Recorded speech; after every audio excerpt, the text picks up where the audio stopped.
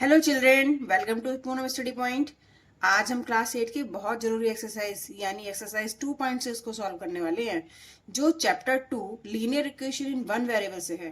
इसमें हम आसान तरीके से वर्ड प्रॉब्लम को सॉल्व करना सीखेंगे, वो भी स्टेप बाय स्टेप। अगर आपको लीनियर इक्वेशन समझने में दिक्कत होती है तो ये वीडियो आपके लिए एकदम परफेक्ट है। चलिए बिना देरी के लिए शुरू करते हैं।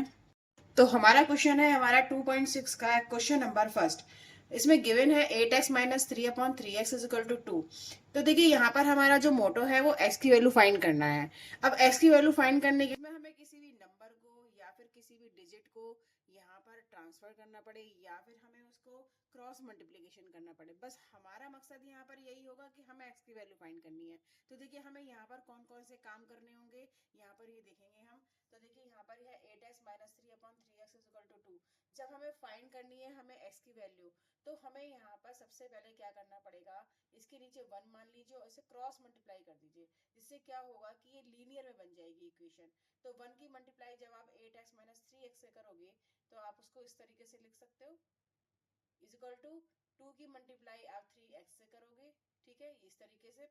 अब 1 की मल्टीप्लाई जब आप 8x से करोगे तो 8x ही आएगा। 1 की मल्टीप्लाई 3 से करोगे तो 3 ही आएगा। 2 की मल्टीप्लाई 2 से करोगे तो यहाँ पर ये 6 आ जाएगा, ये आ जाएगा हमारा 6x। अब हमारा मकसद यहाँ पर क्या है, x की वैल्यू फाइंड करनी। तो सबसे पहले हमें क्या करना होगा, जो वेरिएबल वाली टर्म है उसको वन साइड ले आते हैं और जो कांस्टेंट वाली टर्म है उसको अदर साइड ले आते हैं। जैसे कि वेरिएबल वाली टर्म ये 6x है तो इसे हम 8x के साथ ले आते हैं।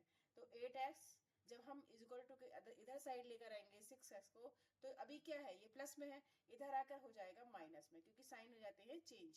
इज इक्वल टू अब ये 3 है वो भी साइन है इसके साथ माइनस का, तो जब हम इज इक्वल टू के अदर साइड लेकर आएंगे तो इसका साइन चेंज हो जाएगा, प्लस का हो जाएगा। 8x में से 6x माइनस करोगे तो यहाँ पर आ जाएगा 2x इज इक्वल टू 3। जब हमें x की वैल्यू फाइंड करनी है, क्योंकि हमारा तो मोटो यहाँ पर क्या है, x की वैल्यू फाइंड करना, तो x की वैल्यू फाइंड करने के लिए यहाँ से ये 2 भी रिप्लेस करना पड़ेगा। अब 2 ऐसे ही तो रिप्लेस नहीं हो जाएगा ना, इसको हमें यहाँ से हटाने के लिए इज इक्वल टू के जब अदर साइड लेकर आएंगे तो देखिए यहाँ पर ये 2 जो है x के साथ क्या है, मल्टीप्लाई में है। तो जब इज इक्वल टू के अदर साइड लेकर आते हैं तो साइन चेंज हो जाता है। मल्टीपल है तो डिवीजन में हो जाता है, डिवीजन है तो मल्टीपल में हो जाता है, प्लस है तो माइनस में हो जाता है और माइनस है तो प्लस में हो जाता है।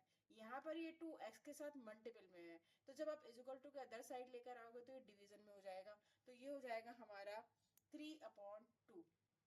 तो यहाँ पर हमारी x की वैल्यू फाइंड हो चुकी है, x की वैल्यू फाइंड हो गई है 3/2। तो ये तो हुआ हमारा क्वेश्चन नंबर फर्स्ट।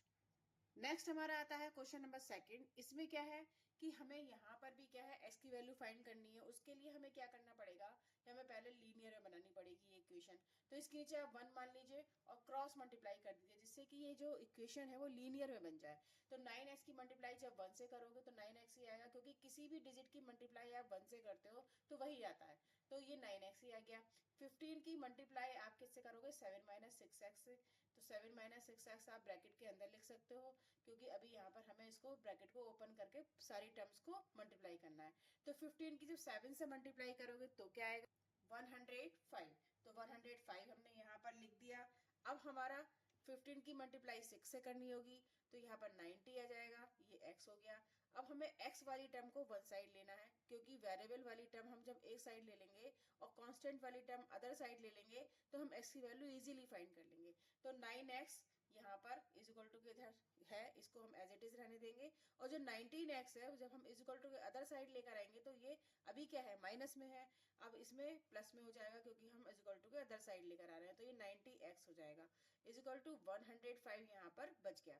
अब 9x और 90x को ऐड कर लीजिए तो 99x आ गया इज इक्वल टू 105। अब हमारे पास ये x की वैल्यू हमें फाइंड करनी है, तो x की वैल्यू फाइंड करने के लिए 99 को भी यहाँ से हटाना होगा। जब 99 को हटाएंगे तो देखिए यहाँ पर ये अभी x के साथ मल्टीप्लाई में है, तो इज इक्वल टू के इधर आएगा तो वो डिवीजन में हो जाएगा। तो मैं यहाँ पर आपको दिखाती हूँ करके कि x यहाँ पर बचा और 105, और यहाँ पर हम लिखेंगे नीचे 99, क्योंकि ये मल्टीप्लाई, ये जब 99 जब हम इज इक्वल टू के अदर साइड लेकर आएंगे तो ये डिवीजन में हो जाएगा। अब आप इसको क्या करोगे, सिंपलेस्ट फॉर्म में कर सकते हो या आप इसको ऐसे ही छोड़ सकते हो, लेकिन अगर ये सिंपलेस्ट फॉर्म में हो रहा है तो आप इजीली कर सकते हो। तो देखो यहाँ पर ये 3 से कट जाएगा दोनों, क्योंकि 3 वाला रूल क्या बन रहा है, 9 9 और 9 18, तो इसका मतलब 18 क्या है, वो 3 की टेबल में आता है। डिविजिबिलिटी रूल के आपने पढ़े होंगे, उसके अकॉर्डिंग। अब यहाँ पर देखिए इन तीनों टर्म को आप तीनों डिजिट को ऐड कर दो, तो ये 6 आ रहा है, जो कि 3 की टेबल में इजीली आ जाता है। 3 2 6, वो भी कट जाएगा, तो इसका मतलब है कि 3 से दोनों कैंसिल आउट हो जाएंगे। तो 3 3 जा 9 और 3 3 जा 9, ये भी किससे हो जाएगा, 3 3 जा 9 और 3 5 जा 15। ठीक है, तो 35/33 आ गया। अब कोई ऐसा नंबर नहीं है जो इन दोनों को कैंसिल आउट कर दे, तो इसका आंसर हमारा क्या आ गया, एस की वैल्यू क्या निकल के आई, 35/33, ये इसका आंसर हो गया। नेक्स्ट क्वेश्चन आता है हमारा क्वेश्चन नंबर 3। इसमें है हमारा, देखो यहाँ पर आपको इजीली 4/9 दे रखा है, वहां तो हमने 1 माना था क्योंकि नीचे नहीं दे रखा था कुछ भी, लेकिन यहाँ पर दे रखा है, तो इसको आप क्रॉस मल्टीप्लाई कर सकते हो। क्रॉस मल्टीप्लाई करने से क्या होगा कि इक्वेशन लीनियर में बन जाएगी और आप इजीली सॉल्व कर सकते हो उसको। तो 9 की मल्टीप्लाई जब जेड से करोगे तो 9z आ गया, इज इक्वल टू 4 की मल्टीप्लाई पूरे से करनी है, इसलिए हम इसको ब्रैकेट के अंदर इसको रखेंगे। अब 9z इज इक्वल टू 4 की मल्टीप्लाई z से करोगे तो 4z आ जाएगा, प्लस 15 की मल्टीप्लाई या 4 से करोगे तो यहाँ पर 60 आ जाएगा। अब z को और ये 9z वेरिएबल टर्म है, वेरिएबल टर्म को आप वन साइड ले लीजिए, तो 9z, और जब 4z को आप is equal to other side लेकर आओगे तो ये माइनस में हो जाएगा, इज इक्वल टू 60। 9 में से 4 माइनस करोगे तो 5z आ जाएगा, इज इक्वल टू 60। हमारा यहाँ पर अब z की वैल्यू इजीली निकल जाएगा।